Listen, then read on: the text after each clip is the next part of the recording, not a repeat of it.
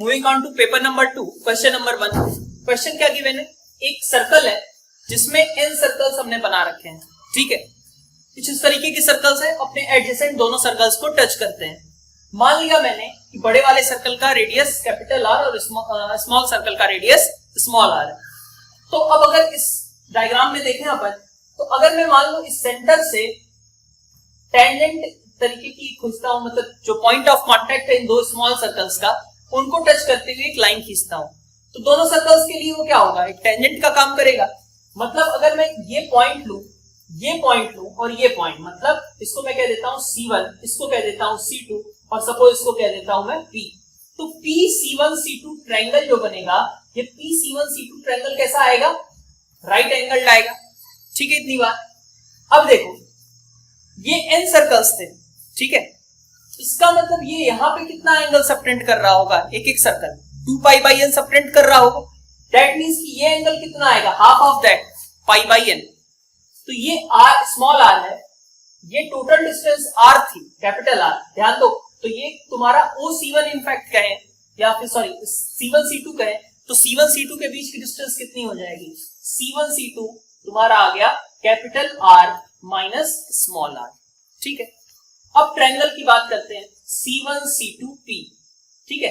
तो इस ट्रायंगल में अगर देखें हम, तो ये small r divided by hypotenuse C1C2 r minus r should be equal to sine pi by n। अब हमें क्या करना था, यहां पे हमें रेडियस ऑफ बिग सर्कल, इसको इनफैक्ट रिप्रेजेंट करना था। तो कैपिटल R को रिप्रेजेंट करना है। कैपिटल R को रिप्रेजेंट करने के लिए हमने क्या किया, क्रॉस मल्टीप्लाई कर लिया। Small r is equal to r sine pi by n minus r sine pi by n। Small r को एक साइड करो, 1 plus sine pi by n बचा रह जाएगा, is equal to r sine pi by n। तो capital R की value कितनी हो गई, small r 1 plus sine pi by n divided by sine pi by n। और इसी को क्या बोला गया है, f ऑफ n बोला गया है। अकॉर्डिंगली हम आंसर मार्क कर सकते हैं, our answers will be A and B, ठीक है। तो इस तरीके का एक ट्रिग्नोमेट्रिक एक्सप्रेशन दे रखा है, इक्वेशन इनफैक्ट, और यहां से हमें x और y की वैल्यूज के बारे में कुछ कमेंट करना है। तो सबसे पहले तो देख सकते हो, जब इसको तुम सिंप्लीफाई करोगे CD फॉर्मूला लगा करके, तो ये टर्म बनेगी ना, x माइनस वाई बाई 2 बनेगा, लेकिन इसको भी तो x माइनस वाई बाई 2 में कन्वर्ट किया ही जा सकता है। तो सबसे पहला काम अपन यही करते हैं कि sine x plus sine y पे CD फॉर्मूला अप्लाई करते हैं। तो ये बन गया तुम्हारा 2 sine x plus y by 2 cos x minus y by 2 minus cos over x minus y, मैं 2 से इनफैक्ट डिवाइड ही कर दे रहा हूं, ठीक है। तो cos over x minus y is equal to 3/2, ये बचा रहा। अब इसको भी मैं क्या करता हूं, हाफ एंगल में ब्रेक कर लेता हूं। तो इसको हाफ एंगल में ब्रेक किया तो क्या आएगा, 2 sine x plus y by 2 cos over x minus y by 2, और इसका बना दिया मैंने 2 cos square x minus y by 2, minus minus मिलके प्लस हो गया 1, और इधर बचा हमारा हाफ, ठीक है। इतनी बात। अब इसको अपन देखें तो cos x minus y by 2 में एक तरीके से कहें तो हमारे पास एक क्वाड्रेटिक इक्वेशन रेडी है। इस 2 को मैं क्रॉस मल्टीप्लाई अगेन कर लिया अगर, तो हमारे पास लिखा हुआ है 4, यहां पे भी क्या लिखा हुआ है 4, ठीक है। अब cos x minus y by 2 में हमारे पास एक क्वाड्रेटिक रेडी है। इस क्वाड्रेटिक का हमें सोल्यूशन के बारे में अगर हम कमेंट करें, तो 4 cos square x minus y by 2 minus 4 sine over x plus y by 2 cos over x minus y by 2, और ये 1 को भी इस साइड लेके आए तो -1 हो जाता, चूंकि माइनस से मल्टीप्लाई किया गया है तो +1 इज इक्वल टू 0। अब अपन cos x minus y by 2 की वैल्यू फाइंड आउट करते हैं इन टर्म्स ऑफ साइन, ठीक है। तो वैल्यू कितनी होगी, ये 4 plus minus under root 4, in fact ये 4 sine x plus y by 2 है, तो 4 sine x plus y by 2 plus minus, ये माइनस भी लिख लिया हमने, प्लस माइनस अंडर रूट इसका square 16 sine square x plus y by 2 minus 4ac। तो -4ac में क्या आएगा, -4ac में ये आ जाएंगे टर्म्स, -16 cos स्क्वायर -16 इनफैक्ट बस इतना आएगा, और डिवाइडेड बाई 2a। 2a का मतलब कितना हो गया, 8 आ गया। ये हमारे पास cos x minus y by 2 का एक्सप्रेशन बना। अब ऑफ कोर्स देख सकते हो अगर रियल सॉल्यूशंस हैं तो इसका मतलब इस अंडर रूट के अंदर की क्वांटिटी को क्या होना चाहिए था, पॉजिटिव। ये वैल्यू, लेकिन इसकी खुद की वैल्यू कितनी हो सकती है, मैक्सिमम 16 जा सकता है, और ये -16 लिखा हुआ है, तो इसका मतलब कि इसको पक्का क्या होना पड़ेगा, साइन को 1 होना पड़ेगा। तो sine over x plus y by 2 is equal to 1। ऐसा क्यों किया, क्योंकि हमें दे रखा है -1 की कंडीशन नहीं हम कंसीडर करेंगे, क्योंकि स्मॉलेस्ट पॉजिटिव वैल्यूज लेनी है x और y। तो जब sine x plus y by 2 को 1 रखते हो तो इसका मतलब कि ये वाला टर्म 0 हो गया। हमारे पास इधर क्या आया, 4/8, that means cos over x minus y by 2 is equal to half. ठीक है, अब आगे बढ़ते हैं। x प्लस वाई की वैल्यू यहां से कितनी होगी, पाई, स्मॉलेस्ट वैल्यू की बात करें, और यहां पे देखें तो x माइनस वाई की पॉसिबिलिटीज क्या है, -2 पाई बाई 3 इनफैक्ट, या फिर -2 पाई बाई 3 वगैरह भी हो सकता है। अब इन दोनों को सॉल्व करो, इन दोनों को सॉल्व करके एक पेयर और इन दोनों को सॉल्व करके एक पेयर बन जाएगा। इसका मतलब A, B और C ऑप्शंस तीनों ही करेक्ट है। देखें तो एक A सेट है -2 से 4, सिंपल सा दे रखा है। B सेट हमारे पास एक क्वाड्रेटिक है, और उस क्वाड्रेटिक के लिए कहा गया है कि दिस इज लेस देन और इक्वल टू 0। तो क्वाड्रेटिक के लिए अगर हम देखें अपवर्ड पैराबोला लेस देन और इक्वल टू 0 कब होगा, विद इन द रूट्स। तो इसका मतलब कि अगर B को सबसेट ऑफ A होना है तो इसका मतलब कि जो ये विद इन द रूट्स वाला पोर्शन है वो -2 और 4 के बीच में आना चाहिए। अब -2 पे लेकिन इक्वालिटी भी लगी हुई है, थोड़ा ध्यान दो कौन कौन से केसेस हो सकते हैं। एक केस ग्राफ का ऐसा हो सकता है जो मैंने स्टार्टिंग में कहा कि -2 और 4, ठीक है, दोनों रूट्स इसके बीच में आएंगे, तो ऐसा होगा कि भाई सोल्यूशन आ जाएगा x बिलोंग्स टू x1 से x2 which is anyway subset of 2 to 4। ठीक है, और क्या तरीका हो सकता है, क्योंकि -2 पे इक्वालिटी भी लगी हुई है, इसलिए अपन ऐसा देख सकते हैं कि एक, या तो ऐसा हो सकता था कि भाई दोनों रूट्स -2 हो जाए, ठीक है, तो सिर्फ इक्वालिटी की कंडीशन आती, ठीक है, लेकिन दोनों रूट्स -2 हो नहीं सकते। भाई ये कौन से केस की बात कर रहा हूं मैं, जब x स्क्वायर माइनस ax माइनस 4 कभी भी लेस देन 0 नहीं होता, लेकिन इक्वल टू 0 के अकॉर्डिंग भी तो सोल्यूशन आ जाता ना। और यहां पे अगर देखें हम तो सोल्यूशन क्या आता, -2, ठीक है, -2 is anyway subset of that a। इसका मतलब क्या हुआ, ये एक सिचुएशन हो सकती थी, लेकिन इस केस में इम्पॉसिबल है, क्योंकि अगर ऐसा रहेगा तो प्रोडक्ट ऑफ रूट्स कितना होता, +4 होता। आंसर में क्या, जो इक्वेशन है उसमें क्या दिया हुआ है, -4 दिया हुआ है। इसका मतलब ये केस के बारे में हमें टेंशन नहीं लेनी। तो ये केस 1 हो गया, केस 2 अपना रिजेक्ट हो गया। और आगे बढ़ते हैं। एक केस ऐसा हो सकता था कि भाई एक रूट हमारा -2 पे ही आ जाए और दूसरा रूट अपना 4 से पहले ही क्रिएट हो जाए। इसका मतलब सोल्यूशन में क्या आता, -2 से सपोज यहाँ पे x1 तक, जो कि इसका सबसेट होता। तो ये एक पॉसिबिलिटी है। तो केस 1 और केस 2 इन दोनों के बारे में हमें मेन सोचना है। अब अगर देखें हम इस बी का, जो हमारे पास क्वाड्रेटिक है उसका डिस्क्रिमिनेंट कितना है, तो डिस्क्रिमिनेंट इसका कितना है, पॉजिटिव है हमेशा, तो इसका मतलब रूट्स तो एग्जिस्ट कर ही रहे। अब आगे बढ़ते हैं। केस 1 और केस 2 को अगर अपन देखें तो कंबाइंड फॉर्म में ही डिस्कस कर लेते हैं सारी कंडीशंस। क्या क्या है, डी पॉजिटिव हो चुका है तो उसकी टेंशन नहीं ले रहे। आगे क्या आएगा कि एफ ऑफ -2 को कैसा होना चाहिए, ग्रेटर देन, यहाँ पे ग्रेटर देन 0 है, यहाँ पे इक्वल टू 0 है, दोनों को कंबाइन करके ग्रेटर देन और इक्वल टू 0 लगा लिया। एफ ऑफ 4 की बात करें तो एफ ऑफ 4 को एनीवे यहाँ पे भी पॉजिटिव होना पड़ेगा, यहाँ पे भी पॉजिटिव होना पड़ेगा, एक कंडीशन वो भी अप्लाई कर ली। और नेक्स्ट आता है वर्टेक्स। तो दोनों ही कंडीशंस में देखो वर्टेक्स हमारा जो -b/2 है, -b/2 है, इसकी वैल्यू अगर हम लिखना चाहें तो इसकी वैल्यू कितनी है, a/2। ये वैल्यू कैसी होनी चाहिए, ये वैल्यू भी होनी चाहिए -2 से लेकर के 4 के बीच में, -2 से लेकर के 4 के बीच में। इनफैक्ट अब ये देख लेते हैं क्या वर्टेक्स हमारा -2 हो सकता है। अब देखो अगर वर्टेक्स हमारा -2 हो जाएगा तो कुछ इस तरीके की सिचुएशन होगी, ठीक है, जो कि पॉसिबल नहीं थी, तो यहाँ पे भी हमने ओपन इंटरवल ही रखा। अब f ऑफ -2 की बात करें तो f ऑफ -2 कितना है, मैं एक बार एक क्वाड्रेटिक को लिख लेता हूँ। क्वाड्रेटिक क्या था हमारा, x स्क्वायर माइनस ax माइनस 4 इज इक्वल टू 0, इसके बारे में हम देख रहे हैं। तो -2 अगर रखते हैं तो 4 - 4 0 हो गया, और उसके अलावा बचा हमारे पास 2a। तो अपने पास 2a ग्रेटर देन और इक्वल टू 0 आया।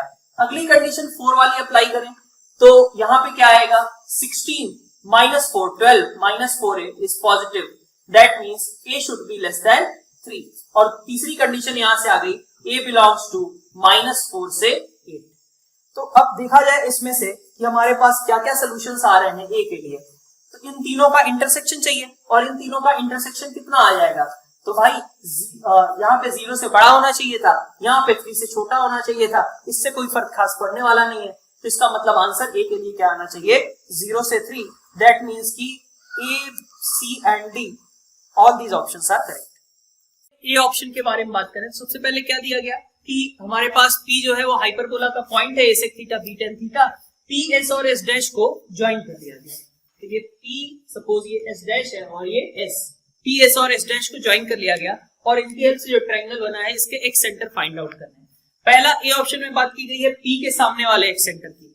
तो P के सामने वाले एक्स सेंटर के लिए क्या करेंगे, तो हमारे पास क्या फॉर्मूला होता है, एक्स सेंटर का minus ax1 plus bx2 plus cx3 upon minus a plus b plus c। अगर हम a के सामने वाला निकालना चाह रहे हैं एक्स सेंटर, सेम एक्सप्रेशन हमारा y के टर्म में भी आ जाता है, ठीक है। तो उसी के अकॉर्डिंग अपन जाते हैं। तो देखो आगे अपन अगर देखें P के सामने मतलब A ऑप्शन के बारे में बात करें, ठीक है, A ऑप्शन डिस्कस कर रहे हैं। तो A ऑप्शन में क्या होगा, इसके सामने की बात कर रहे हैं तो इसके लिए नेगेटिव साइन लगाना पड़ेगा, minus a sec theta into side सामने वाली कितनी है 2a, ठीक है, प्लस इधर माइनस a, अभी साइड की लेंथ चाहिए, इस साइड की लेंथ कैसे निकलेगी, तो साइड की लेंथ क्या होती है exp माइनस a और exp प्लस a, यही होता है फोकल डिस्टेंसेस, ठीक है, हाइपरबोला के लिए।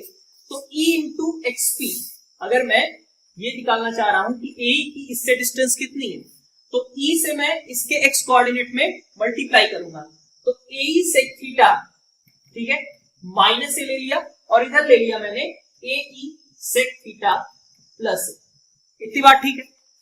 अब आगे बढ़ते हैं, साइड लेंथ पता चल गई। अब नेक्स्ट एक्सप्रेशन लिखा, ये साइड जो थी a sec theta minus a और इंटू क्या करना पड़ेगा, सामने वाला कोऑर्डिनेट माइनस a और प्लस साथ में हमें ऐड करना पड़ेगा ये वाली side a sec theta plus a और इंटू a डिवाइडेड बाई नीचे minus a plus b plus c, तो इसके सामने क्या था माइनस 2a था, प्लस b, तो a sec theta minus a और plus ae sec theta plus a, ठीक है, इतनी बात। तो अब हम इसके बेसिस पे कह सकते हैं, इसको सिंप्लीफाई करके ये हमारा x कोऑर्डिनेट जो आने वाला था, इनफैक्ट अगर इसको h मान लिया मैंने तो h, इसको सिंप्लीफाई करके देख लो, h comes out as a। तो अगर h a के बराबर आ गया तो इसका मतलब क्लियर हो गया कि ये लोकल जो रहने वाला है कि कुछ भी आ रहा है, लेकिन अगर h a के बराबर है तो इसका मतलब कि हमारे पास जो टेंजेंट एट वर्टेक्स की बात अगर हम करें तो वो हमारे लिए लोकस का काम करेगा। फिर हम बी ऑप्शन पे जाते हैं।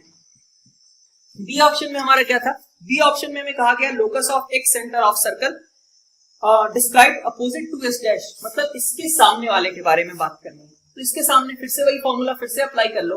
अब इस बार क्या होगा, इस बार एच अपना आ जाएगा हमारे पास AE, ठीक है, इसके लिए मैं नेगेटिव साइन लगाऊंगा, बाकी सबके लिए पॉजिटिव।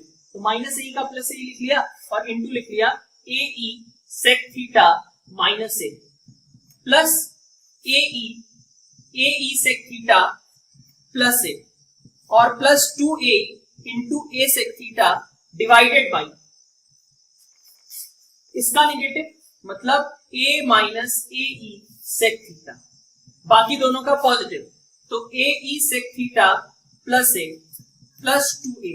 अब इसको सिंप्लीफाई कर लेते हैं, तो इसको सिंप्लीफाई करके अपने पास आ रहा है h is equal to AE sec theta, ठीक है, h is equal to AE sec theta आ गया। और नेक्स्ट फिर आगे हमें क्या करना पड़ेगा, k निकालना पड़ेगा। k निकालने का कैलकुलेशन भी देख लेते हैं। k इज इक्वल टू, अब थोड़ा सा इजी है k, क्योंकि 0 इंटू समथिंग ये दोनों हट गए, बाकी बचा हमारे पास b tan theta into 2a, जो पॉजिटिव साइन के साथ आएगा b tan theta into 2a divided by फिर से वही चीज जो नीचे हमारे पास क्रिएट हुई थी, which comes out as 2a into 1 plus e।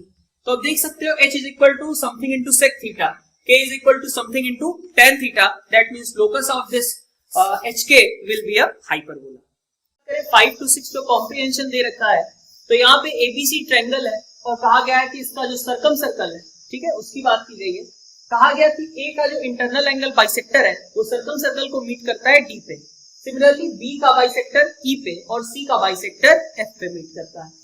अब हमें क्या करना है, हमें इस बेसिस पे ईएफ की लेंथ निकालनी है। अगर हम 5th क्वेश्चन की बात करें तो यहाँ पे तुम क्या देख सकते हो कि अगर मैं इस एई कॉर्ड को कंसीडर करता हूं, एई कॉर्ड को कंसीडर कर रहा हूं, ठीक है, एई कॉर्ड को अगर मैंने कंसीडर किया तो एई कॉर्ड ने बी पे कितना एंगल सबटेंड किया है, b/2। अगर मैं बात करूं एंगल ABE तो एंगल ABE कितना आ जाएगा, b/2, सही है। अब अगर ये b/2 है तो देख सकते हो अपन एक थ्योरम पढ़ते थे कि किसी भी कॉर्ड के द्वारा किसी एक सेगमेंट में, सर्कल के किसी भी सेगमेंट के पॉइंट पे बराबर एंगल सबटेंड होते हैं। तो अगर यहाँ पे इसने b/2 एंगल सबटेंड किया है तो इसका मतलब एंगल ADE की बात करूं, एंगल ADE भी कितना होगा, b/2 होगा। तो नेक्स्ट हमने कहा कि इसका मतलब एंगल ADE ये भी कितना है, b/2 है। सिमिलरली अगर मैं AF कॉर्ड की बात करूं, इस AF कॉर्ड की, तो AF कॉर्ड C पे कितना सबटेंड करता है, एंगल ACF की बात करें तो ये कितना है, c/2 है। तो अगर एंगल ACF c/2 है तो इसका मतलब AF D पे कितना सबटेंड करेगा, सेम एंगल, एंगल ADF भी कितना होगा, c/2 होगा। तो इस तरीके से अगर हम कहें कि हम एक DEF ट्रायंगल के बारे में सोच रहे हैं तो इस DEF ट्रायंगल का जो एंगल D आएगा वो कितना आएगा, इन दोनों का सम। तो एंगल D की बात करें कितना हो गया, b/2 plus c/2, b plus c/2। देख सकते हो इसी पैटर्न से कि यहाँ पे A था, उसके सामने का एंगल कितना आया, b प्लस c/2। तो C के सामने का एंगल मतलब एंगल F कितना आएगा, A प्लस b/2। और इसी तरीके से एंगल E कितना आएगा, एंगल E की बात अगर कर ले then it will be equal to A प्लस c/2, ठीक है। तो ये तो हमारे एंगल DEF आ गए। अब इसके बाद अपन यहाँ पे क्वेश्चन पे आते हैं कि EF साइड निकालनी है हमें। तो EF साइड निकालने के लिए अपन क्या यूज करें, तो EF साइड में अपन बोल सकते हैं ये हमारे पास तीनों एंगल्स DEF आ गए। इसके बाद बेसिक फॉर्मूला वही साइन रूल का यूज करता हूँ। साइन रूल का जिस तरीके से हम प्रूफ करते थे, तो प्रूफ में अपन क्या बोलते थे, यही होता था ना, A is equal to 2R sine. तो अगर इसी चीज को मैं ट्रायंगल DEF में अप्लाई करूं तो मैं क्या बोल सकता हूं कि EF will be equal to 2R। EF के सामने वाला एंगल कितना है, D है। EF is equal to 2R sine D और D की जगह पे मैं क्या रख दूंगा, B प्लस c/2। तो EF की वैल्यू कितनी हो गई, EF आ गया अपना 2R cos A/2। इसका मतलब फिफ्थ क्वेश्चन के लिए क्या है, तो ऑप्शन ए करेक्ट होगा। इसके बाद क्वेश्चन नंबर 6 पे अगर जाए, ठीक है, क्वेश्चन नंबर 6 के लिए हमें एरिया निकालना है। एरिया देखो किस फॉर्म में निकालना है, हमें दिया गया है तीनों एंगल्स के फॉर्म में। तो एंगल्स के फॉर्म में एरिया कैसे निकलता है, तो यही था अपने पास कि R इज इक्वल टू अपन बोलते थे ना ABC अपॉन 4 डेल्टा। इसी को सिंप्लीफाई करके हम एंगल्स में कन्वर्ट कर लेते थे कि भाई डेल्टा कितना होगा, डेल्टा हो जाएगा अपना ABC अपॉन 4R। एक फिर अगर रख दिया 2R साइन है, यहाँ पे 2R साइन B, यहाँ पे 2R साइन C, कितना आ जाएगा 2R square sine A sine B sine C। ये तो स्टैंडर्ड अपना आंसर आता है।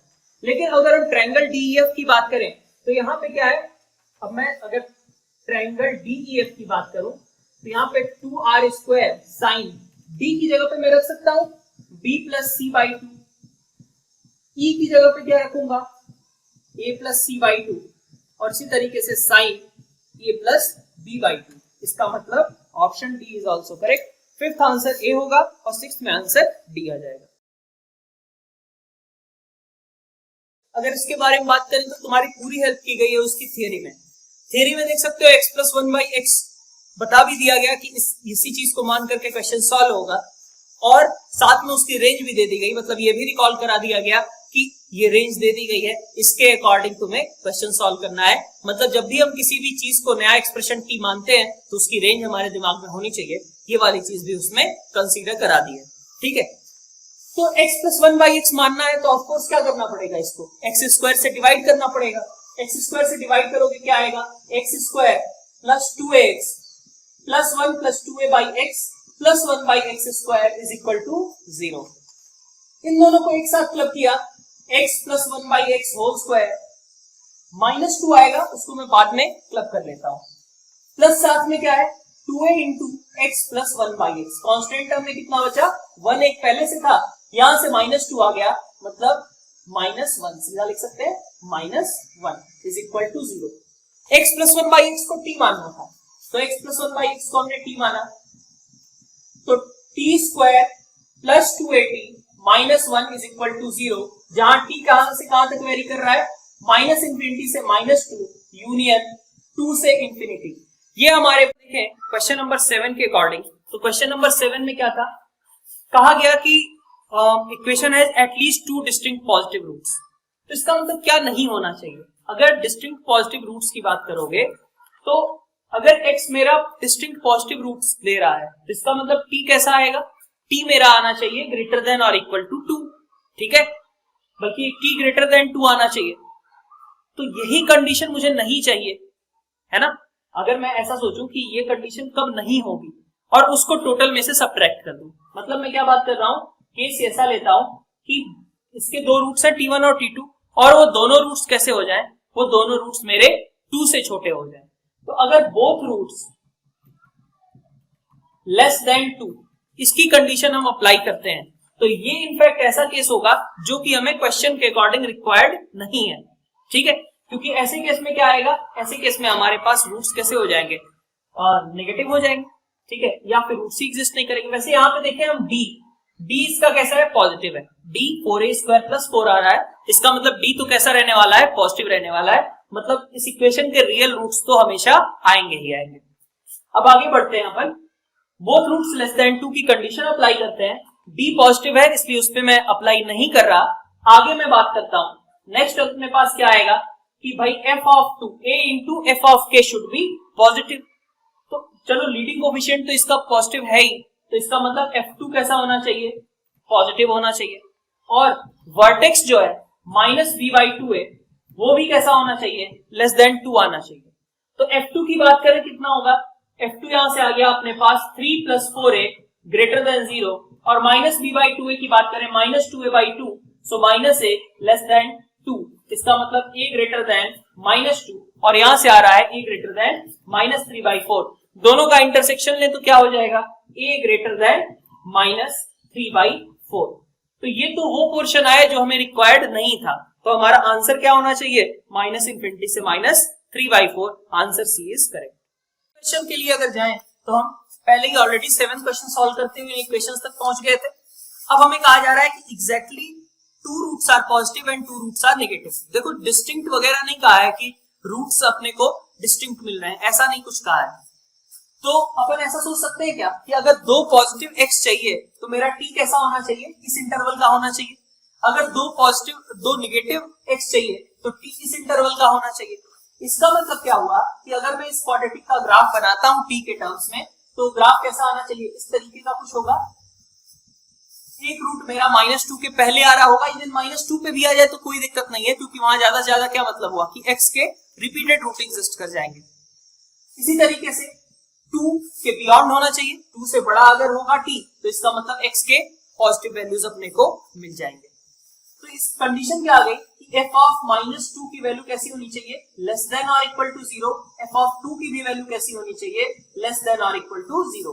f ऑफ -2 अप्लाई करो, कितना आएगा, 4 - 1 3 - 4a शुड बी नेगेटिव, और इसी तरीके से यहाँ पे 4a + 3 शुड बी नेगेटिव। तो यहाँ पे आ गया a लेस देन और इक्वल टू -3/4, और इसके अकॉर्डिंग आ गया a ग्रेटर देन और इक्वल टू 3/4। अब देख सकते हो ऐसा कोई भी ये नहीं है जो कि इन दोनों कंडीशंस को सेटिस्फाई करता हो, इसका मतलब कि आंसर इसके क्या होगा, 0। देखें जो कॉम्प्रिहेंशन दिया गया है, इस तरीके का एक सर्कल है जिसका अगर रेडियस की बात करें, रेडियस कितना है a, वेरिएबल कॉर्ड्स खींचे जा रहे हैं, AB और BC दोनों की लेंथ कितनी है, तो A और A है। एक स्पेशल सिचुएशन मैंने लिया है जबकि इस तरीके का होगा।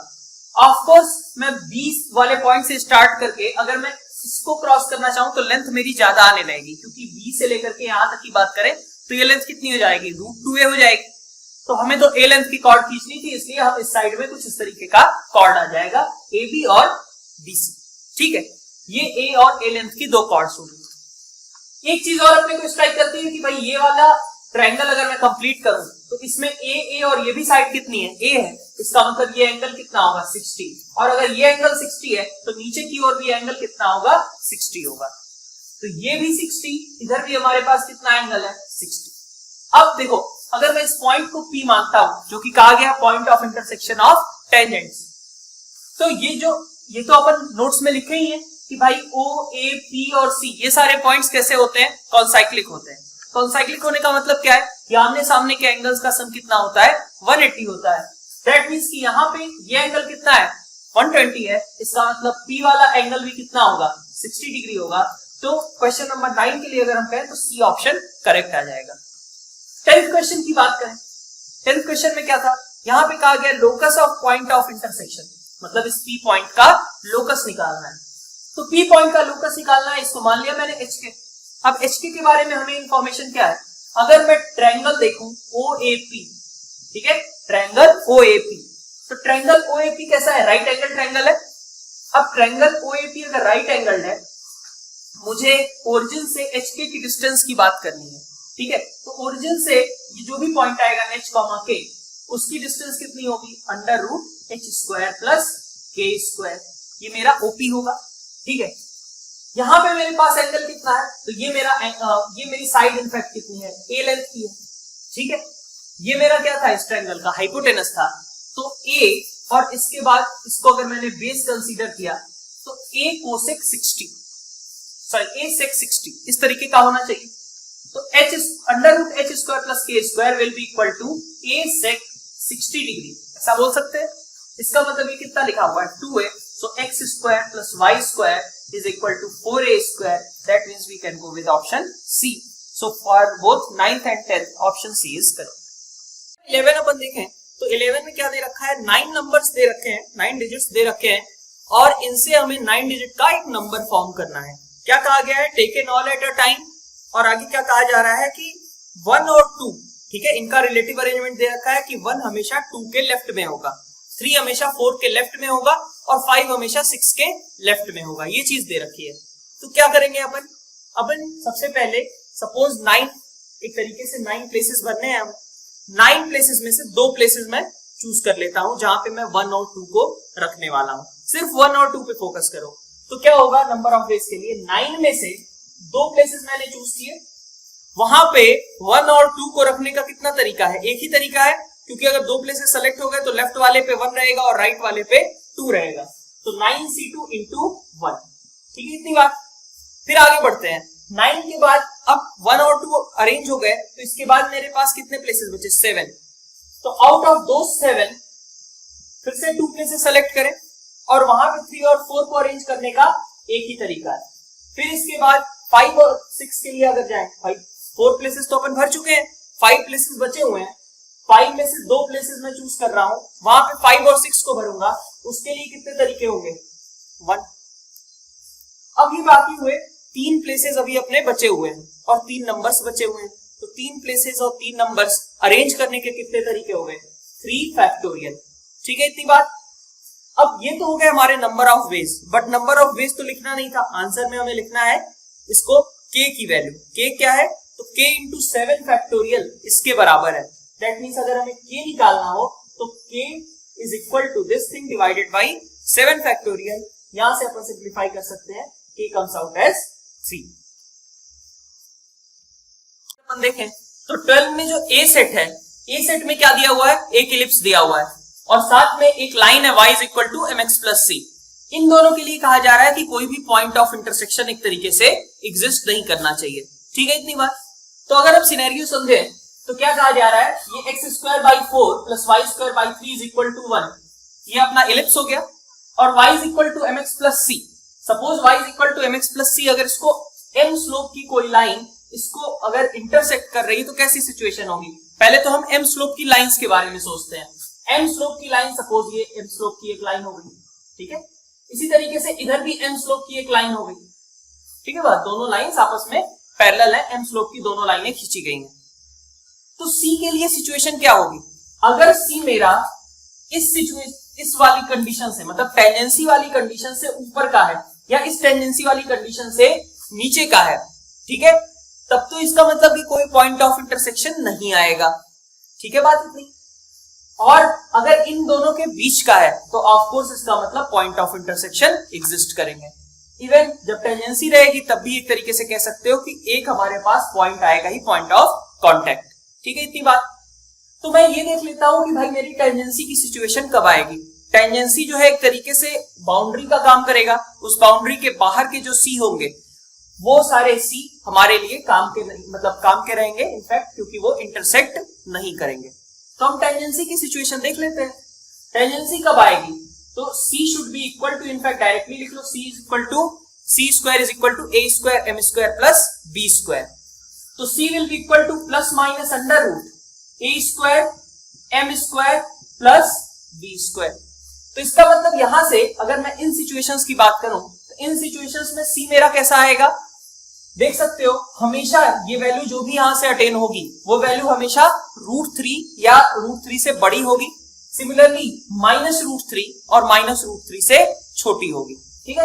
यहां से हम देख सकते हैं कि C will B less than और इक्वल टू -√3 और C will be greater than और इक्वल टू √3। तो इसका मतलब क्या हुआ कि जैसे ये -√3 और √3 वाली कंडीशंस जो है इनके बीच का जो पोर्शन होगा, भाई ये तो क्या हुआ हमारा, ये टेंजेंसी के लिए पॉसिबिलिटी दिखा रहा है। ये ऐसे सी हैं, ये दोनों ऐसे सी हैं जिनके लिए टेंजेंसी वगैरह पॉसिबल होगी।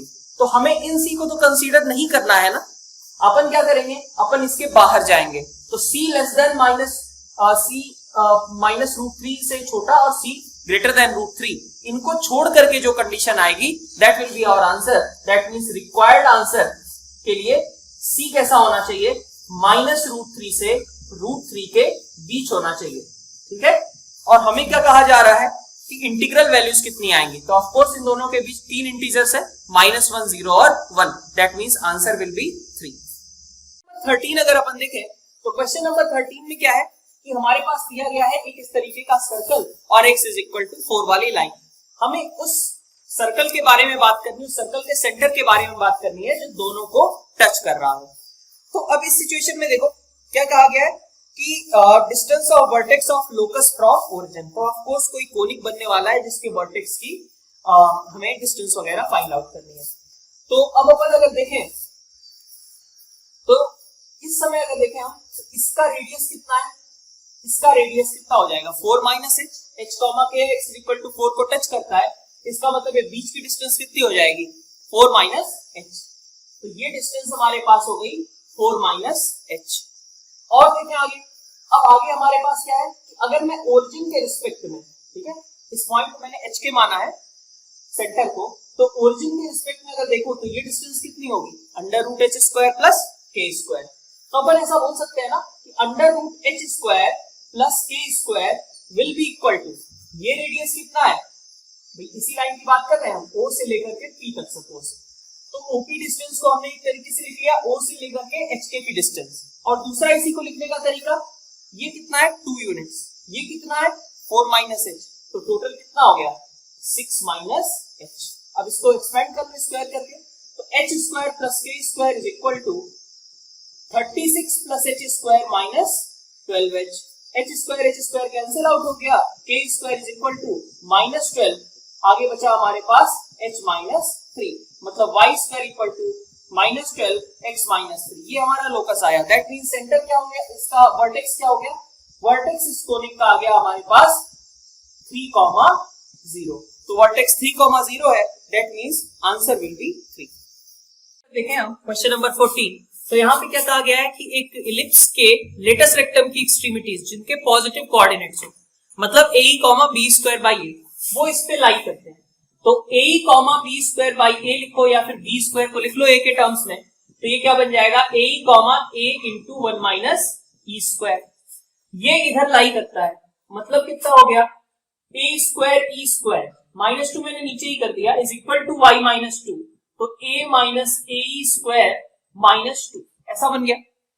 अब AE² को मैं इस साइड ले आता हूं, सो दैट E के सारे टर्म्स एक साइड और बाकी टर्म्स एक साइड, ऐसा बन गया। अब देखो यहां से ए ई स्क्वायर कॉमन, बाकी बचा क्या, minus a by two plus one is equal to a minus two. ठीक है, तो ये आ गया अपने पास ए स्क्वायर, यहां से अपने पास आया a minus two by two आएगा, मतलब इनफैक्ट टू माइनस ए आ जाएगा, two minus a by two is equal to a minus two. ठीक है, अब इसको फर्दर अगर सिंप्लीफाई कर ले ए माइनस टू कॉमन लेकर के, या फिर इसको इस साइड लेते आते हैं, plus two minus A is equal to zero, तो टू माइनस ए कॉमन, बाकी बचा A square by two plus one is equal to zero. ये चीज तो जीरो हो नहीं सकती है, इसका मतलब आंसर क्या होना चाहिए, ए इज इक्वल टू 2। 15 में हमारे पास दो सेट ऑफ लाइंस दी गई हैं, y is equal to x plus r और y is equal to minus x plus r, r varies from 0 to 4। ठीक है, तो सबसे पहले इन लाइंस की बात करें तो ये लाइंस किस तरीके की होंगी, तो y is equal to x plus r, ये y is equal to x हो गया, और मैक्सिमम क्या जा सकता है, y is equal to x plus 4। तो y is equal to x plus 4 मान लिया मैंने कि कुछ इस तरीके का आ गया इसी के पैरेलल। ठीक है, ये y is equal to x और मान लिया यहाँ पे y is equal to x plus 4। y is equal to minus x plus r की बात करूं तो y is equal to minus x, कुछ इस तरीके की लाइन होगी, y is equal to minus x, और माइनस एक्स प्लस आर की बात करें तो वो भी क्या होगा, माइनस एक्स प्लस 4 की अगर देखें तो माइनस एक्स प्लस 4, कुछ इस तरीके की लाइन आएगी, ये y is equal to minus x और इधर मान लिया इसको माइनस एक्स प्लस 4। अब हमसे कहा जा रहा है कि इन लाइंस की हेल्प से हमें एक ऐसा स्क्वायर फॉर्म करना है जिसका डायगोनल का लेंथ कितना हो, 2 हो। तो अगर डायगोनल का लेंथ 2 है तो इसका मतलब जो स्क्वायर की साइड्स होंगी उन साइड्स की लेंथ कितनी आएगी, √2 आएगी। तो √2 लाने का मतलब क्या हुआ कि हम दो ऐसी पैरेलल लाइंस खोजें, स्क्वायर की साइड्स की लेंथ √2 है, दैट मींस हम ऐसी दो पैरेलल लाइंस खोजें जिनके बीच का डिस्टेंस कितना आने वाला है, √2 आने वाला है। तो अब देख सकते हैं यहाँ पे अगर मैं y is equal to suppose x की बात करता हूं, y is equal to x और जस्ट इसके बाद क्या है, y is equal to x plus 1, x plus 2, x plus 3 और x प्लस 4। ये 5 लाइंस थी हमारे पास प्लस 1 स्लोप वाली, और सिमिलरली उतनी ही लाइंस है हमारे पास माइनस स्लोप वाली। तो अब देख सकते हो कि अगर इन दोनों के बीच की डिस्टेंस में निकालूंगा तो कितना आएगा, 1/√2 आएगा, लेकिन मुझे 1/√2 तो चाहिए नहीं, इसका मतलब ये सेट मैं नहीं ले सकता, कि मतलब मेरी दो जो साइड्स है उनकी equation y is equal to x और y is equal to x plus 1 नहीं ले सकता हूं, क्योंकि बीच की डिस्टेंस कितनी हो जाएगी, 1/√2 हो जाएगी, और हमें तो कितनी डिस्टेंस चाहिए थी, √2 चाहिए था। तो इन दोनों से काम नहीं बनेगा। देख सकते हो x के साथ हमें क्या लेना पड़ेगा, x plus 2, similarly x plus 1 के साथ क्या लेना पड़ेगा, 3, और 2 के साथ क्या लेना पड़ेगा, 4। तो इसका मतलब ये जो पॉजिटिव स्लोप्स वाली लाइन है इनमें तुम ऑफ कोर्स कितने तरीके से बना सकते हो, या तो तुम ले लो फर्स्ट और सेकंड, ये फर्स्ट और थर्ड, या तो सेकंड और फोर्थ, या तो थर्ड एंड फिफ्थ। इसका मतलब क्या हुआ कि हमारे pass out of these parallel lines choose करने के कितने ऑप्शंस हैं, 3 ऑप्शंस हैं। ठीक है, सो दैट कि बीच की डिस्टेंस भी उनके कितनी रहे, √2 रहे।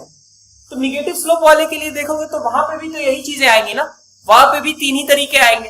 That means total number of ways कितने हो गए, 3 into 3 is equal to 9। इसका मतलब अगर हम आंसर्स की बात करें तो आंसर अपना कितना आएगा, 9। नंबर 16 अगर अपन देखें तो क्वेश्चन नंबर 16 में हमारे पास एक लाइन दी गई है, of course 3x plus 2y equal to 24 की बात करें तो जो a पॉइंट होगा कितना आएगा, 0,12 और b पॉइंट कितना आएगा, 8,0। ठीक है, अब हमसे आगे क्या कहा जा रहा है, हमें इसका एक परपेंडिकुलर बाइसेक्टर खींचना है। तो परपेंडिकुलर बाइसेक्टर का मतलब क्या होता है, मिड पॉइंट से पास करेगा और गिवन लाइन के परपेंडिकुलर होगा। तो इन दोनों का मिड पॉइंट कितना आ जाएगा, 4,6, और जो गिवन लाइन है, गिवन लाइन की स्लोप कितनी है, -3/2। तो इसका मतलब इसके परपेंडिकुलर लाइन की स्लोप कितनी होगी, 2/3। तो हमें एक ऐसी लाइन के बारे में सोचना है जो कि 4,6 से पास कर रहा हो और उसका स्लोप कितना है, 2/3 आए। ये हमें मान लिया हमने कि ये परपेंडिकुलर बाइसेक्टर है जो कि सपोज इस पॉइंट P से पास होता है, इसकी स्लोप कितनी रहनी चाहिए थी, 2/3। तो y-6 is equal to 2/3 x -4। तो यहां से अपन देख सकते हैं कि 2x - 3y और प्लस 2x - 8 is equal to 3y - 18। So 2x - 3y और इधर कितना बच गया, 10 इज इक्वल टू 0। ये हमारी लाइन की इक्वेशन हो गई। इस लाइन के आगे क्या कहा गया है कि इस लाइन को एक दूसरी लाइन इंटरसेक्ट करती है। कौन सी लाइन है वो? तो ऐसी लाइन है जो कि 0,-1 से पास कर रही हो और एक्स एक्सिस के पैरेलल हो। तो एक्स एक्सिस के पैरेलल लाइन जो कि 0,-1 से पास कर रही है, उसका इक्वेशन क्या हो जाएगा? y is equal to -1। तो इन दोनों का हमें पॉइंट ऑफ इंटरसेक्शन C मिलता है, तो y इज इक्वल टू -1 रख दें। y इज इक्वल टू -1 अगर हमने रखा तो हमारे पास पॉइंट कितना आ जा रहा है? -13/2, -1। ठीक है, तो ये हमारे पास A पॉइंट आ गया, B पॉइंट आ गया, C पॉइंट आ गया। अपन एरिया निकालने के लिए क्या यूज करेंगे? तो area is equal to half, ठीक है, बाहर मैग्नीट्यूड लगा दिया, हाफ ऑफ 0 to 1, 0, 12, 1। यहां पे क्या है? 8, 0, 1 और यहां पे है -13/2, -1, 1। ये हमारा एरिया निकल करके आ गया। सिंप्लीफाई कर सकते हो, it will come out as 91। So हमें पूछा गया है P/13 विच विल बी 7। 17 इसमें इस तरीके की कोई इनइक्वालिटी दे रखी है और कहा गया है कि ये चीज x और y के हर एक वैल्यू के लिए करेक्ट आनी चाहिए। ऐसे हमें a की वैल्यूज के बारे में कमेंट करना है।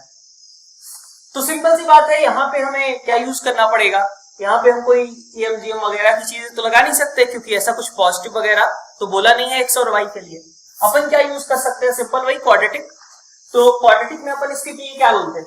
x² plus y² plus xy plus 1 -ax -ay greater than और इक्वल टू 0। तो हमारे पास x² एज इट इज आ गया। x के साथ कोफिशिएंट कितना आएगा? y माइनस a और बाकी term y² minus ay plus 1 greater than और इक्वल टू 0। ठीक है, x में हमने सबसे पहले क्वाड्रेटिक बनाई है। अगर मैं ये कह रहा हूं कि x की हर एक वैल्यू के लिए ये क्वाड्रेटिक एक्सप्रेशन पॉजिटिव है तो इसका तरीका क्या होगा? d less then 0। ठीक है, और साथ में भाई अपवर्ड पैराबोला तो है, d कैसा होना चाहिए? लेस देन 0 होना चाहिए, लेकिन यहाँ इक्वालिटी है इसलिए हमें d लेस देन और इक्वल टू 0 लगाना पड़ेगा। सो d लेस देन और equal to 0 y minus a whole square minus 4 times y² minus ay plus 1 less than और इक्वल टू 0। तो अब इसको सिंप्लीफाई कर लेते हैं तो हमारे पास कितना आ जाएगा? y² plus a² minus 2ay minus 4y² plus 4ay minus 4 less than और equal to 0। So it is -3y² plus 2ay और plus a² minus 4 less than और इक्वल टू 0। तो अब देखो ये क्या बन गया? एक डाउनवर्ड पैराबोला बन गया। अब डाउनवर्ड पैराबोला हमेशा नेगेटिव कब होगा? जब इसका भी d कैसा हो? नेगेटिव हो। तो अब फिर से इसके लिए हम अप्लाई कर दें, d should be less than और equal to 0। So it will be 4a² minus, in fact plus हो जाएगा, प्लस 12 और आगे a² minus 4, 16a² minus 48 less than और equal to 0। So a² less than और equal to 3, a belongs to -√3 से √3। तो अब आगे की बात करें तो 18 में क्या है? p सबसे पहले दिया गया है तो p इवन प्राइम है, दैट मींस सीधा हम कह सकते हैं कि इट इज 2। q की बात करें तो इस ट्रिग्नोमेट्रिक एक्सप्रेशन की मिनिमम वैल्यू पूछी गई है। तो ये एक्सप्रेशन देख सकते हो, ये क्या लिखा है? sin x plus half whole square plus 3/4। तो क्वाड्रेटिक के तरीके से भी देख सकते हो कि इसकी रेंज क्या होगी। बाकी अभी के लिए मैंने ऐसा लिख दिया sin x plus half whole square plus 3/4। तो इसकी मिनिमम वैल्यू अगर निकालूं मैं तो इसकी मिनिमम वैल्यू कब आएगी? जब sin x कितना हो जाए? sin x माइनस हाफ हो जाए, उस समय यहां से 0 आने लगेगा और plus 3/4। So it's minimum value is 3/4। p2 हो गया, q 3/4 आ गया। अब मैं p को यहां पे रख देता हूं इस इक्वेशन में। इस इक्वेशन से अभी क्या निकालना है? कहा गया है कि इसका ओनली पॉजिटिव रूट, एक ही पॉजिटिव रूट है और वो पॉजिटिव रूट क्या कहा जा रहा है? अल्फा। तो तुम क्वेश्चन देख करके ही यहाँ पे देख सकते हो कि हमारे पास ये जो 2017 रेज़्ड टू पावर 2018 और यहाँ पे भी वही टर्म है। तो अगर मैं x को 1 रखूंगा तो ये दोनों टर्म्स कैंसिल हो गए, -1 प्लस 2 और इधर 1। तो इसका मतलब कि हम देख सकते हैं कि अल्फा की वैल्यू कितनी आएगी? 1 आएगी। तो क्लियर हो गया ये बात कि यही अल्फा हमें रिक्वायर्ड है क्योंकि उसने पहले ही कर रखा है कि एक ही पॉजिटिव रूट है और उस पॉजिटिव रूट को हमें क्या कंसीडर करना है? अल्फा लेना है। तो एक अल्फा की वैल्यू आ गई, q की वैल्यू आ गई, p की वैल्यू आ गई, अपन डायरेक्टली एक्सप्रेशन में रख सकते हैं। आंसर विल बी बात करें तो एक सीक्वेंस हमें दे रखी है और इस सीक्वेंस का इनफाइनाइट टर्म्स का सम फाइंड आउट करना है। तो कोई स्टैंडर्ड सीरीज नहीं है, तो इसका मतलब हमें जनरल टर्म लिखना पड़ेगा, उसको डिफरेंस के फॉर्म में एक्सप्रेस करना पड़ेगा, तब हम सॉल्व करेंगे। तो अगर मैं इसका टीआर देखूं जनरल टर्म, तो जनरल टर्म में न्यूमरेटर में कोई प्रॉब्लम नहीं, न्यूमरेटर तो 3 4 5 6 सिंपल सी सीरीज को फॉलो कर रहा है। इसका आर एन टर्म कितना हो जाएगा, r+2। अब आगे देखो, अगर हम डिनोमिनेटर फोकस करें तो यहाँ चलो क्यूब था, 4 था, लेकिन यहाँ 6 आ गया, ठीक है, 6 7, ठीक है।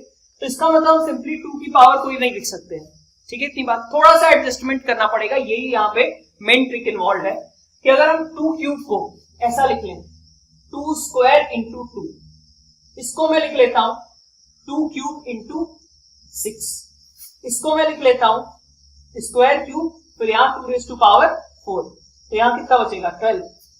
नेक्स्ट फिर यहाँ 5 लिख लिया, तो यहाँ कितना बचेगा 20, ठीक है। ये चीज क्या है, 1 इंटू 2 है, ये क्या है 2 इंटू 3 है, यहाँ 3 इंटू 4 है, और ये कितना है 4 इंटू 5 है।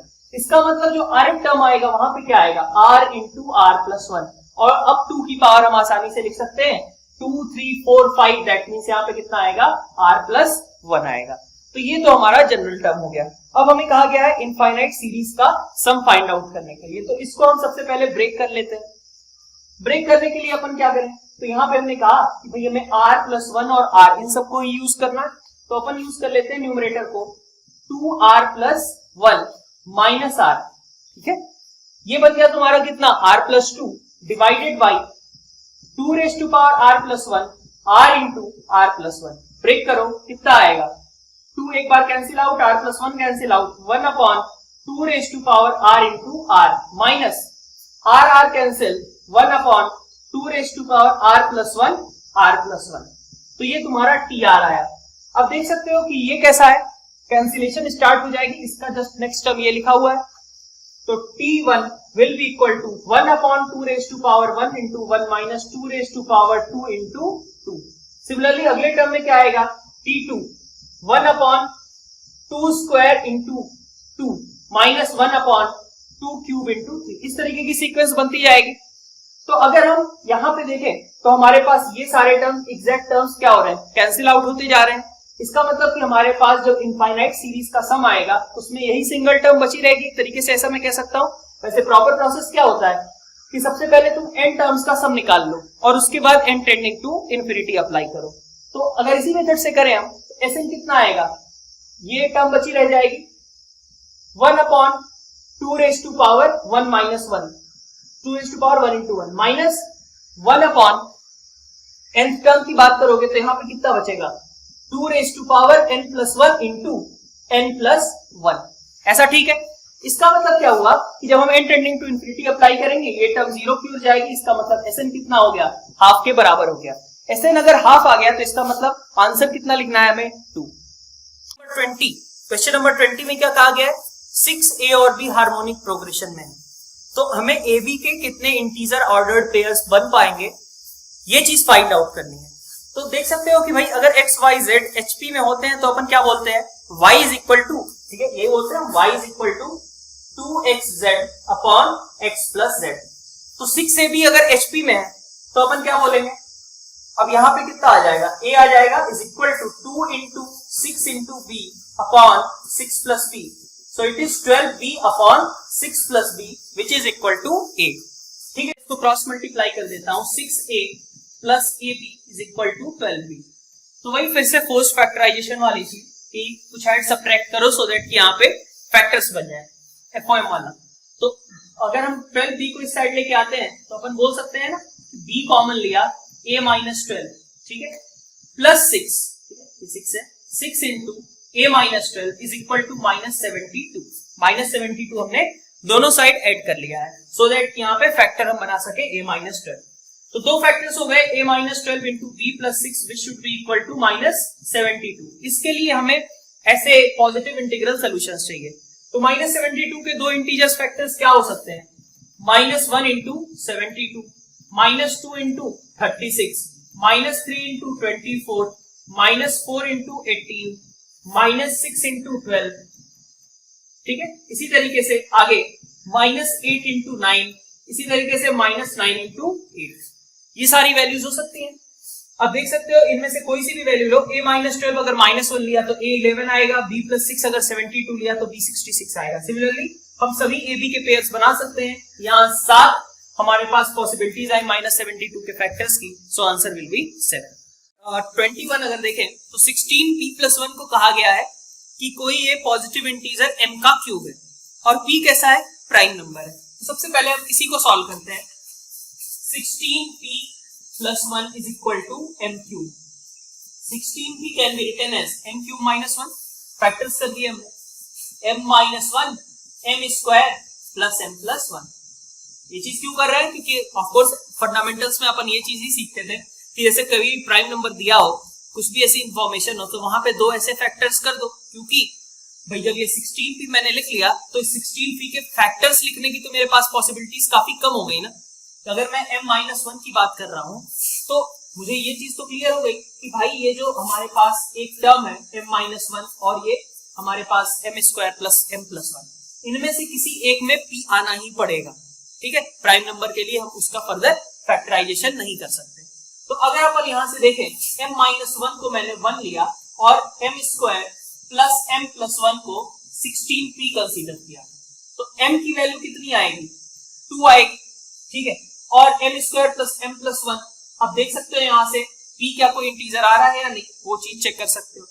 फर्दर अगर मैं m - 1 = 16 लेता हूं, ठीक है, m स्क्वायर प्लस m + 1 को p कंसीडर करता हूं, तो देखूं मैं कि क्या ऐसा पॉसिबल है। तो m = कितना आया, 17, यहां पे रखा, p कितना हो गया, 17 square plus 17 + 1, that means p = 307, जो कि एक प्राइम नंबर आया। m की वैल्यू 17 है, p 307 है। अब आगे बढ़ते हैं क्वेश्चन में, क्या कहा जा रहा है, e is exponent of m in p factorial. तो e अगर हमें निकालना है तो e निकालने के लिए हमें क्या करना पड़ेगा, 307 फैक्टोरियल में 17 की क्या पावर प्रेजेंट रहेगी, ये निकालना है। क्या करना होता है, 307/17 प्लस 307/17 स्क्वायर। आगे के टर्म से कोई मतलब नहीं है, क्योंकि इंटीजर पार्ट का आउटकम हर बार कितना रहेगा, 0 रहेगा। तो हम यहां से देख सकते हैं कि ये वैल्यू कितनी आने वाली है, 17 और इंटू 18। ठीक है, 18 यहाँ पे आ जाएगा और इस पार्ट में आ जाएगा 1। तो e की वैल्यू भी कितनी आ गई, 19 आ गई। अब क्वेश्चन क्या है, जो हमें मार्क करना है वह है mod of x plus mod of x + 1 plus mod of x - 1 is equal to, ये e था -15। इसके लिए कितने सॉल्यूशंस एग्जिस्ट करेंगे, ये हमें फाइंड आउट करना है। तो क्या करना होगा, इसका ग्राफ बना लेते हैं, नंबर ऑफ सॉल्यूशंस हमारे वहीं से निकल आएंगे। तो इसका ग्राफ बनाने के लिए -1, 1 और 0 ये तीनों क्रिटिकल पॉइंट्स हैं, इन पे हम वैल्यूज चेक कर लें। तो 0 पे अगर देखें तो 0 पे वैल्यू इसकी 0 हो गई, यहां से 1, यहां से 1, 2 आ जाएगा। 0 पे वैल्यू कितनी आ जाएगी, 2। फिर मैं -1 पे देख लेता हूं, -1 पे ये वाला टर्म 0 हो गया, यहां से कितना आया 1 और यहां से आया 2, सो इसका मतलब -1 पे वैल्यू कितनी हो जाएगी, 3। -1 पे 3 वैल्यू आ गई। फिर इसके बाद बढ़ता हूं 1 पे, तो 1 पे भी देख सकते हो, 1 पे ये 2 हो जाएगा, ये 0, ये 1, तो 1 पे भी वैल्यू कितनी हो गई, 1,3। ठीक है, तो इसका मतलब ग्राफ कुछ इस तरीके का होगा। ठीक है, इतनी बात। अब मैं अगर y = 4 वाली लाइन खींचूंगा तो ऑफ कोर्स इस ग्राफ को कितनी बार इंटरसेक्ट कर रहा है, 2 टाइम्स इंटरसेक्ट कर रहा है, दैट मींस हमारे पास सॉल्यूशन कितना हो जाएगा, 2। क्वेश्चन नंबर 22 में क्या था, 3 distinct numbers can be selected from a GP. GP कैसी है, 3 की पावर 1 से लेकर के 3 की पावर 10, इनमें से टर्म्स हमें चूज करने हैं। तो अगर सिंपल सी बात है, 3⁴A, 3⁴B, 3⁴C अगर जीपी में होंगे तो इसका मतलब A, B, C ये कैसे होंगे, AP में होंगे। तो क्वेश्चन क्या बचा कि 1 से लेकर के 10 तक के नंबर्स हैं और उनमें से हम कितने ऐसे 3 नंबर्स चूज कर सके जो कि AP में हो। तो इस तरीके के क्वेश्चन क्या करते हैं, आउट ऑफ दीज 10 अपने को पता है कि 10 में से 5 इवन नंबर्स हैं और 5 ऑड नंबर्स हैं।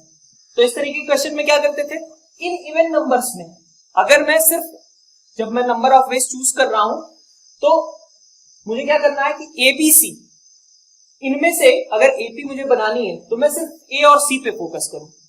जैसे अगर मुझे इवन नंबर्स अगर ये 5 इवन नंबर्स हैं, उनमें कोई भी 2 नंबर चूज कर लो, सपोज 4 और 8 चूज कर लिया, तो B तो अपने आप 6 आ जाएगा ना। ठीक है। इसी तरीके से बाकी भी कोई सा भी ले लो, जैसे मान लो तुमने 4 और 6 चूज कर लिया तो b अपने आप 5 आ जाएगा। तो अपन केवल टेंशन किसकी ले, a और c की ले। तो 5 इवन नंबर्स में से इवन क्यों ले रहे हैं, सो दैट कि a प्लस c कैसा आए, इवन आ जाए। a और c दोनों अगर हमारे पास इवन होंगे तो a प्लस c इवन आएगा, इसका मतलब b की हमारे पास वैल्यू आसानी से आ जाएगी। सिमिलरली अगर a और c दोनों ऑड होंगे तब भी काम चल जाएगा, लेकिन एक इवन हो दूसरा ऑड हो तो b फिर तो फ्रैक्शनल आने लगेगा, उसका कोई मतलब नहीं है। तो 5 इवन नंबर्स में से अगर मैं 2 नंबर्स कोई से भी चूज कर लेता हूं, a और c में चूज कर लेता हूं, तो इसका मतलब b आने का एक तरीका यूनिक हर बार मिलेगा। सिमिलरली 5 ऑड नंबर्स हैं, 5 ऑड नंबर्स में से कोई भी 2 नंबर चूज कर लेता हूं तो फिर से मेरे पास b आने का एक यूनिक तरीका हर बार आएगा। तो 10 प्लस 10 अपने पास टोटल 20 वेज हो जाएंगे, आंसर इज 5। एक सिंपल सी लॉग की इक्वेशन है, ठीक है। यहाँ पे हमें x की वैल्यू फाइंड आउट करनी है, तो क्या करोगे इन क्वेश्चंस में, तो आप देख सकते हो x के सारे टर्म्स पहले जो सिंपल से दिख रहे हैं उनको अलग कर लेता हूं मैं। x के साथ क्या आ गया, यहाँ पे 1 था, minus log 5 base 10 is equal to, इधर अपने पास बल्कि इधर ही रहने दिया, log base 10 2 raise to power x plus 1 minus log 6 base 10 is equal to 0। इसको मैं क्या लिख सकता हूं, 1 को लिख सकता हूं ना, log 10 बेस 10 और log 5 बेस 10, तो ये कितना हो गया, x इंटू log 2 बेस 10, फिर यहां पे log 2x 2 raise to power x plus 1 minus log 6 base 10 is equal to 0। तो ये कितना आ गया, 2 raise to power x 2 raise to power x plus 1 is equal to 6। तो यहां से हम देख सकते हैं कि ये t है, t plus 1 is equal to 6, that means कि 2 रेज टू पावर x की वैल्यू क्या रही होगी, 2 रही होगी, और यहां से x की वैल्यू अपने पास 1 आ जाएगी। वैसे चाहो तो एक और सोल्यूशन यहां से बन सकता था, वो क्या होता कि ये -3 हो जाए, ये -2 हो जाए, ठीक है। सिंपल क्वाड्रेटिक की बात कर रहे हैं, t into t plus 1 is equal to 6, लेकिन उस नेगेटिव सोल्यूशन का कोई मतलब नहीं होता, आंसर इज 1। साइन समेशन और साइन ए साइन भी एक तरीके से कहें तो दे रखा है 9/4। तो सबसे पहली चीज, अगर किसी को डायरेक्टली हिट कर जाता है कि भाई अगर मैं ए बी सी तीनों को 60-60-60 कंसीडर करूं तो ये मेरे पास कितना आएगा, 3/4 plus 3/4 plus 3/4, answer will be 9/4। That means कि हमारे पास एबीसी तीनों क्या होने चाहिए, 60 डिग्री होने चाहिए। ये तो डायरेक्टली हिट एंड ट्रायल जैसा हो गया कि डायरेक्टली अगर हमें चीज स्ट्राइक कर जाती है तो एबीसी हम बता सकते हैं कि ये इक्विलैटरल ट्रायंगल फॉर्म करेगा। अब मेथड पे आते हैं कि मेथड क्या होगा। तो मेथड के लिए हमने ऐसे कहा कि 4 को मैंने इधर क्रॉस मल्टीप्लाई कर दिया, तो 4 को अगर मैं क्रॉस मल्टीप्लाई कर देता हूं, ठीक है, और 1 2 अंदर 1 2 बाहर, ऐसा लिख दिया। अब 2 into 2 sine a sine b को लिख दिया मैंने, cos a minus b minus cos a plus b, फिर इसी तरीके से cos b minus c minus cos b plus c plus cos c minus a minus cos c plus a, ऐसा लिख दिया, इज इक्वल टू कितना 9।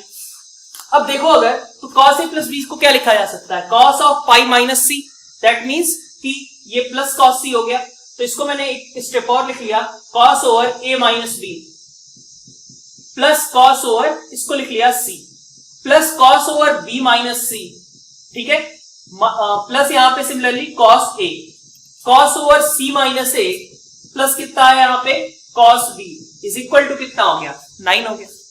तो ये लिखा हुआ है cos a plus cos b plus cos c, ठीक है, और plus cos a minus b, b minus c और c माइनस a, ठीक है। तो आप देख सकते हो यहां पे भी कि अगर मैं इसको 0 रखता हूं, इसको 0 रखता हूं और इसको 0 रखता हूं तो इसकी वैल्यू कितनी हो जाएगी, 3 आ जाएगी, ठीक है, 2 इंटू 3, और प्लस उसके बाद हम cos a cos b और cos c को देख लेंगे। तो अपने पास यहां से भी देख सकते हो वही चीज निकल करके आ जा रही है कि a माइनस बी अगर 0 आ जाता है मतलब a इक्वल टू b और similarly b is equal to c, तो a is equal to b is equal to c is equal to 60 degree. ऐसे केस में अपन बोल सकते हैं कि ट्रायंगल कैसा होगा, इक्विलैटरल होगा, और इसका मतलब कि हम अब एरिया आसानी से निकाल सकते थे कि एरिया कितना आएगा, √3/4 a स्क्वायर, एरिया कितना है, a कितना है 2, तो 2 स्क्वायर, सो √3 इंटू यहां से कितना आ गया 1, सिर्फ √3 बचा और अपने पास आंसर कितना हो जाएगा 3।